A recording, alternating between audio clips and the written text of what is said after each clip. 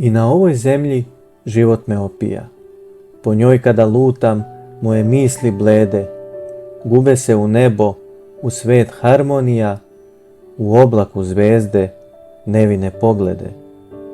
Na njoj ono mesto mene samo pleni, gde stanuje ljubav, gde je radost mlada, prolazna i lepa, ko cvet dragoceni, kao presto snova, kao život nada. Ne marim inače za život i brige naroda i ljudi, za principe razne, bacane oduvek u jedne taljige, što ih konji vuku i sve glave prazne.